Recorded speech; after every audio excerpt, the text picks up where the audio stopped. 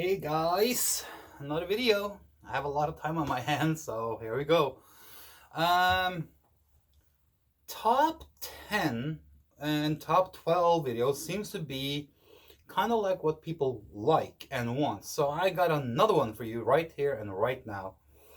Um, for those of you who are into the little bit more obscure, the little bit more rare, the little bit more overlooked, and not so much mainstream things, this video is for you guys.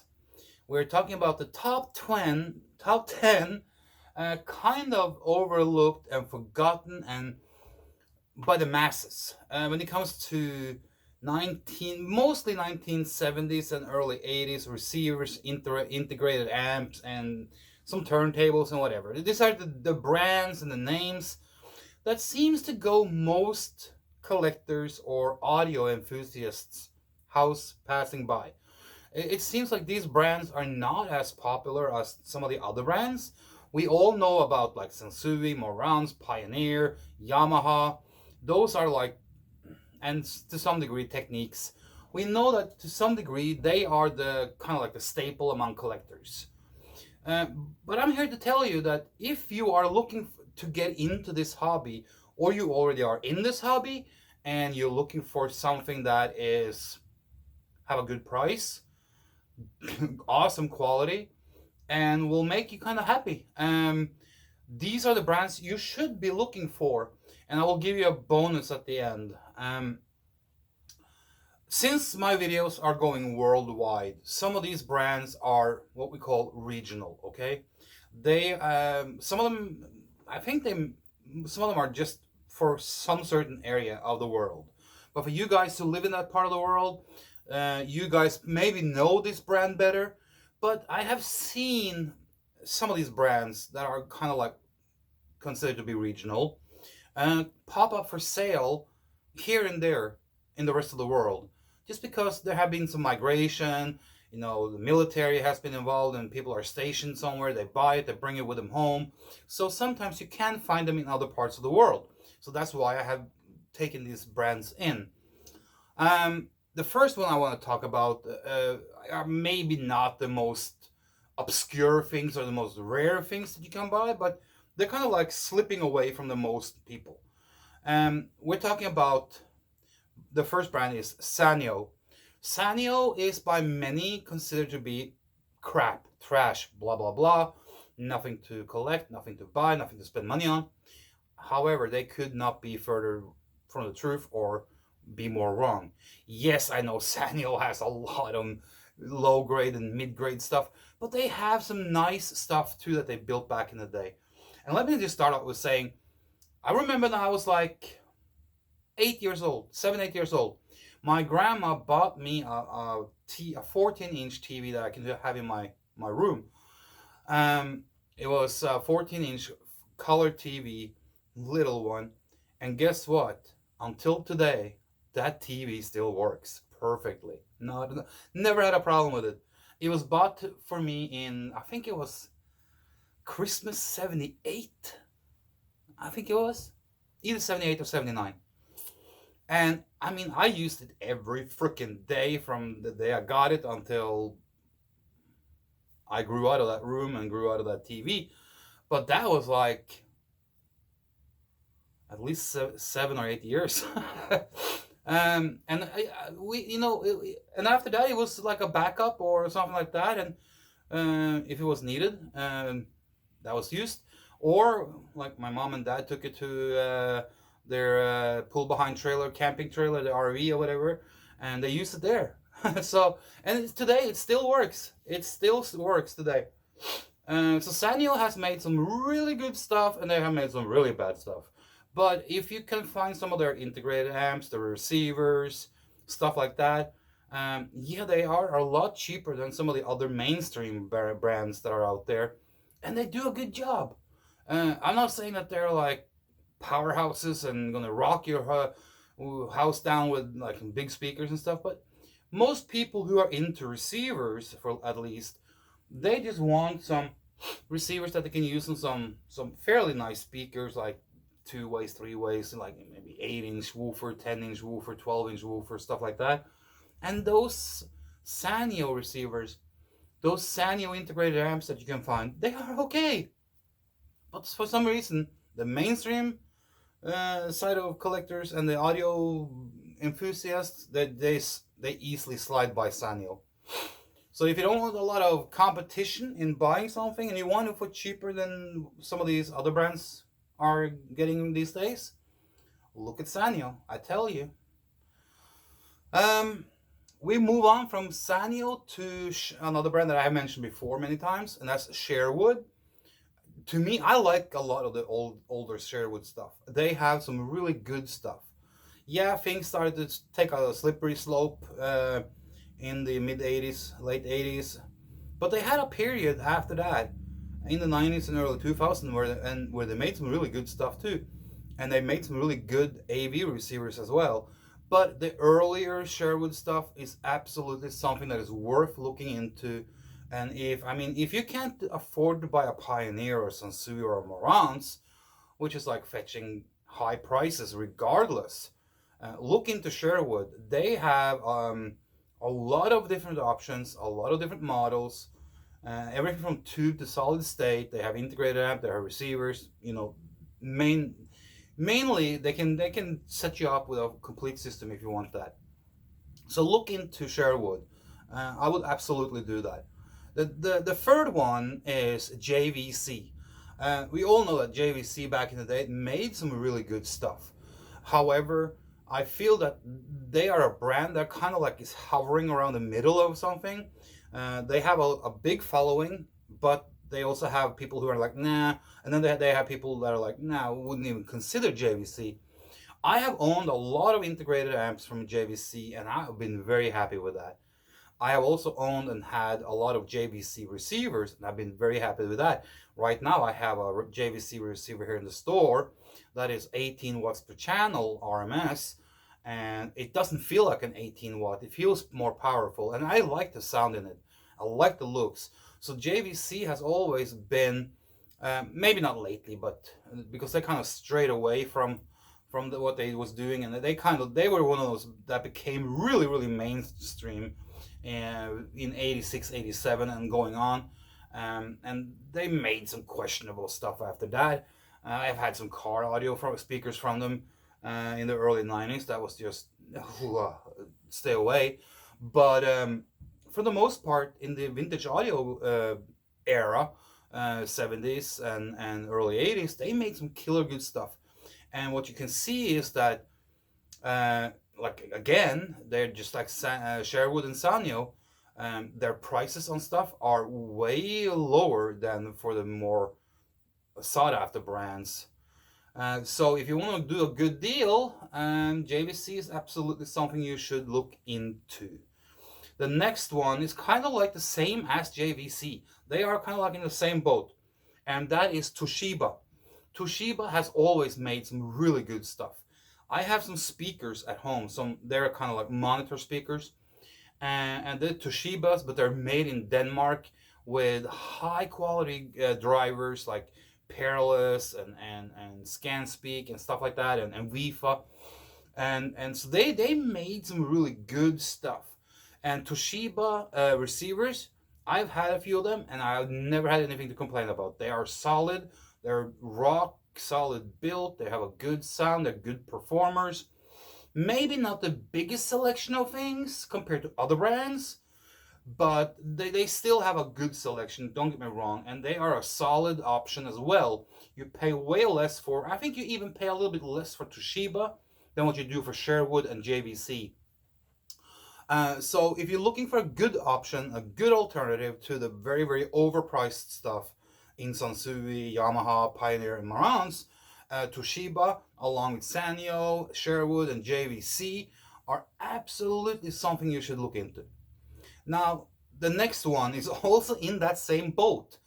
Maybe not as much, but they're kind of like, they have at least one leg in that boat, and that is Hitachi. I feel that Hitachi is a brand that some special group of people know about, and they cherish it, and they really like it a lot. I am one of those. I like the old Hitachi stuff, and they made some different models here and there, and they had a good selection. Kind of like hard to find today. What you find is normally the smaller receivers, so it's maybe not as easy to get some bigger stuff from them, but you can still find it. And they had some really killer power amplifiers with big VU meters on the front. They are kind of pricey. There are certain Hitachi models that fetches a good price. I think that has more to do with the fact that they looked a lot like other models from other brands, and they kind of like they look different than Toshiba and JVC and Sherwood and stuff like that. But so some Hitachi models fetches a good price, but for the most part, more of their more regular stuff is fairly good price compared to the others. So absolutely look up Hitachi if that's a brand that piques your interest. And if you want the models with the big VU meters, if you want the power amplifiers, the integrated amplifiers from Hitachi, you're looking at something really good. There are really good quality stuff. Now, the next one is Mitsubishi. And just as the same as Hitachi and JVC, they made some really good stuff. I mean, I'll tell you, this is how I see Mitsubishi. They made they maybe didn't have the biggest catalog and selection of things, but what they did make was really good build quality. Remember the little story I told you about my TV? Well, on the same trip, when I recently went there, I went with my dad, my mom, and my grandmother. We went to this electronics store in Oslo, and the reason we went there was because my mom and dad was going to buy a VCR. This was in like 78, 79. It was like top of the line stuff to have a VCR back then, especially where I'm from. And I remember my dad had looked at this four-head VCR from Mitsubishi with remote control and all that stuff, all the bells and whistles. And back in 78, 79, that was 12,000 kroners. Over $2,000 back then. And still to this day, it works. Never had a problem with it. Never, ever. And it still works. It's still sitting at my mom's and dad's house. And I tell you, Mitsubishi really, back then in the 70s and 80s, they made some killer good stuff. So if you're looking at getting something that can really compete with the other bigger brands, look into Mitsubishi. You will not be disappointed. I would probably pick Mitsubishi and Hitachi over the other ones that I have mentioned, maybe except for Sherwood. But if you want something that looks cool, looks special, doesn't maybe look like the other ones, especially the Mitsubishi power amps and stuff like that, look into it because you can find some good deals on them.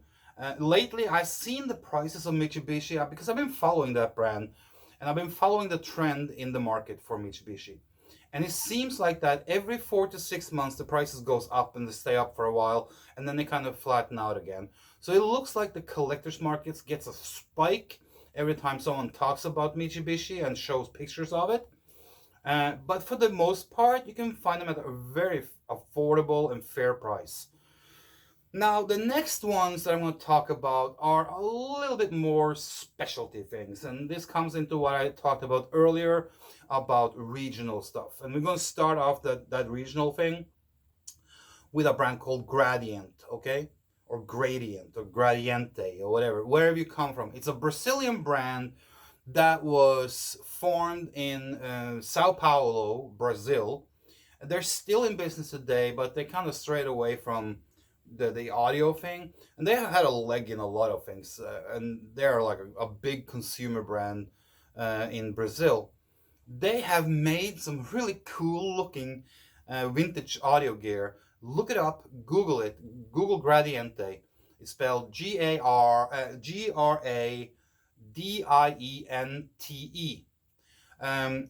And look it up. Their vintage stuff is really cool. It's more like a regional thing for South America, but I have seen a few Gradientes for sale in Europe and a few here in the United States. I think it's mostly because people maybe lived in South America or was stationed there for a while, bought it and brought it back home. So it's not like you're not going to find it by the masses if you live in Europe or in North America, because it's mainly a South American brand. It's very regional. But if you can find it, I mean, go for it. Absolutely go for it. Their older stuff, their vintage stuff, their silver face stuff is really good. I have heard it one time, and I know some Brazilian people because I used to be a distributor for a couple of Brazilian companies 10, 15, 20 years ago. And they have, everyone that are in the sound business says that the old Gradiente equipment is really, really good. And I think they was like, not maybe not copying, but they were following certain path that others had taken. That was really, really good. So if you can get your hands on one of those models, I say go for it, because it's going to be really special. You have something that not everyone else have. So moving on from Gradiente or Gradiente or whatever, however you want to say it, we go to NEC. And now we're starting to talk about something that is high quality, both in build quality and sound quality. NEC has always been a good company with good quality. However, they didn't stay in. They started as a broadcasting company with radio equipment, and they had a close relationship with Western Electric, where they imported stuff from Western Electric here in the United States to Japan for radio broadcasting and stuff like that. And they have been in the radio broadcasting, and they have been like building semiconductors and all kinds of computers, and they're still in the computer business. They sold off not many years ago. They sold off their semiconductor business to another Rensco or Renesco or something like that. So they have had many foots in many different paths and many different areas. But for a short period of time, they made audio equipment, and they made amplifiers, receivers, and their stuff is top-notch freaking quality. Sounds really good. Maybe the best sounding of all of them on this list. So if you can find NEC, I say don't even hesitate. Don't even question it. Just go out and get it. It's really good. If it has to be repaired, there's plenty of parts out there, because NEC made it, and NEC made parts for other manufacturers. So yeah, if you can find NEC, go for it. But I'm going to give you a little clue right after this. I haven't checked the prices lately on NEC. Like with Hitachi, it seems, and Mitsubishi, it seems like the prices depends on the model. Some of them are really expensive, some of them are not. It seems like it goes up in waves. Like sometimes it's expensive, sometimes it's cheaper. So I guess it has all to do with supply and demand, and how popular they are in groups, how popular they are in forums and stuff like that. Are they being talked about? Are they the flavor of the month? All these factors play in for what you have to pay on the sticker price. So NEC is absolutely a model that you should, and a brand you should look for. If you're tired of having all the same stuff as everyone else, NEC is a way to go, and a brand you should go with. Now let's take a spin off of this, and I mean most of you guys that are in the United States or North America have heard about J.C. Penney, and they had a house brand called MCS, Modular Component System, something like that. Who built MCS products? Well, we know there is 3 different suppliers. The turntables was made by Techniques. Foster made some of their electronics, but for the most part, their amps and receivers was built by NEC. See where I'm going with this? So if the NEC prices are too high for you, you can always go with an MCS. And here I'm going to give you a little thing. I have a little sheeting note right here for this one, because there's a lot of them. The models that NEC made for MCS is the 3253, the 3275, the 3125, the 3248, the 3249, the 3260, the 3226, the 3236, the 3224, the 3237, the 3246, the 3265, and the big boy, the 3285. Now, if you are looking for, let's say, this video or the other people talking about it or other videos, really got you caught on to NEC, but you can't afford it, but you want that quality, you have heard people talk about it, then look for MCS. It's totally built by NEC and just renamed, okay? They're, like I said, they're turntables, most of them were made by Techniques. Some electronics from MCS was built by Foster. And if you know what Foster is, you know that you can't go wrong with Foster. Foster has always been a great company with great products. Today they name Fostex. That's why you sometimes can see Foster slash Fostex. So they are, I mean, people kind of, some of these, I don't know how to say this, but sometimes I'm wondering, some of these audiophiles or audio enthusiasts, you don't have to be an audiophile to do this, but some of these audio enthusiasts are kind of like grinning on their nose and going like, MCS, that's JC Penney shit. Hello, ding ding ding ding, wake up.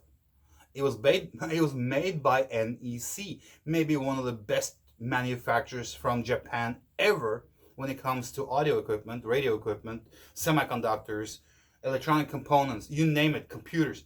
They have been one of the best companies since the late 1800s. Okay, I think they were like, I don't remember the exact year, but it was either in 1868, 1878, 1888, or 1898, something like that when they were founded.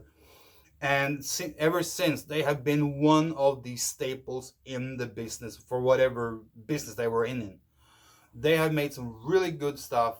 And NEC stands for Nippon Electronic Company or something like that, or something. And I tell you, if you can find some MCS that are built by Techniques, Foster, and NEC, don't even shy away. It's good stuff. It's just that they have this stigma around them. It's like, oh, it's J.C. Penney. Just like Sears. Sears had a lot of models, and they were built by a lot of different companies. They were built by Foster. They were built by Sanyo. They were built by Hitachi. They were built by Toshiba and stuff like that. So house brands are not always like crap. House brand is a brand that, okay, JCPenney went out, they contacted a lot of different companies and say, hey, we want to have a house brand. What kind of terms can we get on this? How can we make a good product selling in our stores to compete with the mainstream brands?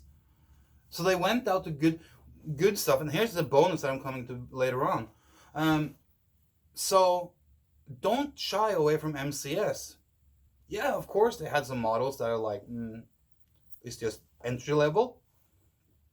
All brands have entry level. Even Pioneer, even Marantz, even Sansui has entry level products. So every brand has entry level products. So don't kind of discriminate against brands just because of what they were perceived to be. Discriminate against brands or discriminate against products for what they can deliver. If they don't deliver what you want, well, then you can say it's not for me. But I tell you, MCS is not a bad brand.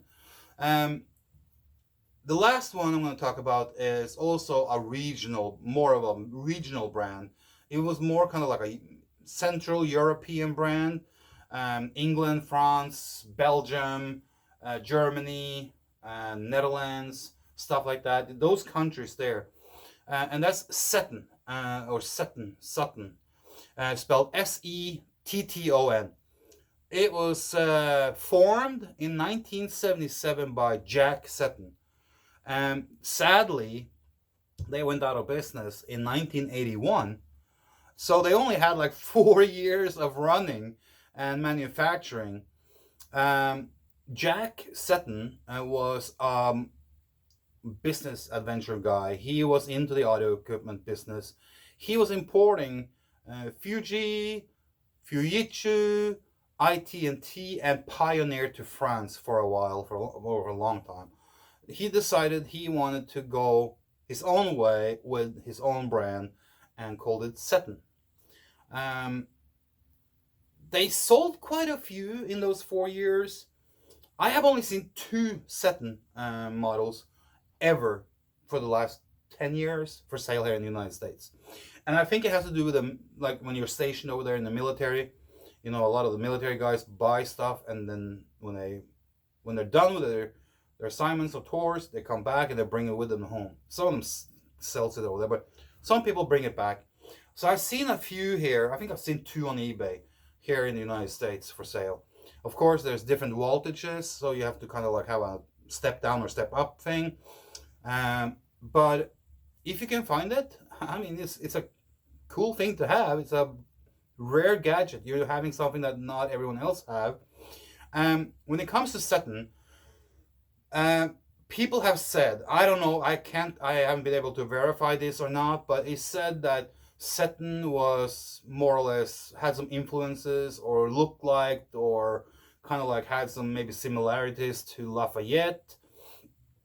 Some people have, well, more people have said that that Seton was made by Pioneer, since he was a distributor and importer of Pioneer to France. So a lot of people say that he had a cooperation and a manufacturing deal with Pioneer for his Seton products. I haven't been able to verify that, but it might be the case, it might not be. But it was only made for like 4 years, guys. So it's kind of like limited of models. Quantity might be limited, but I have seen a lot of Seton for sale online on the German eBay and many local like online sales sites in Europe. So I think it's kind of common even in Europe. I think there are more for sale there than what I can find or see. So if you, like I said, if you live in that area, if you live in Europe, and you're tired of running your ass off to try and find some Pioneer or Sansui, Marantz, Yamaha, NAD, Denon, whatever, try and look for Seton. Since I'm from Europe, I have heard it once. I went to Denmark one time, and I listened to some Søren Vega's Vega 500, the big corner horns, and that guy had 2 Seton. There was 2 receivers, and he had them hooked up. One was to a pair of Dali, and the other one was to a pair of Keith, and it sounded really good. When I think about it, it kind of had that Pioneer sound. So maybe there is something into that Pioneer relationship there, because it had that crispy, colder, more sterile sound. Like, you know, Sansui and Marantz has a warmer, rounder sound. Pioneer to me has always been a little bit sharper, colder, a little bit more clinical. And those 2 Setons that he had, if I remember listening to it correctly, I'm trying to remember how it sounded. Maybe there's something to that Pioneer thing, because they had that Pioneer sound. So these were the top 10 brands that I feel most mainstream collectors or audio enthusiasts glaze by too fast. These are the brands that should be more popular. These are the brands that people should look more into and give a chance. Now, here's a bonus for you guys, because we talked about realistic yesterday in another video. In fact, my camera is standing on top of that receiver. Realistic was made by several companies. One of them, the main company, was Foster, and Foster/Fostex today. So Foster made a lot of products for Tandy Corporation. They also had some corporation or manufacturing agreement deals with other companies, such as Sanyo had made a few things. I think Techniques was in the picture, or Panasonic, but mainly for the receivers and amplifiers, it was Foster. So there you go, guys. The top 10 brands you should really not just walk by. You should take a closer look at them. You should give them a chance. I am pretty sure that most of these will surprise you. What you have to think about, don't just buy one just because it has that name on it. Buy one of these brands, one of their models that fits and suits your needs and your setup. If you have big speakers, go for the bigger stuff. Don't buy like a 20 or 30 or 40 watt per channel receiver, if you have huge speakers that are demanding a lot, then look into their integrated amps of 150 watt or so, or 200, because they are out there. And yeah, I hope this helped you guys. These are the brands that most people just shy by, that you should not shy by. If you're looking for vintage audio gear and you want something that not everyone else have, and you want it for a price that are cheaper than what the overpriced stuff are, then these are the brands you should be looking for. Until next time, take care.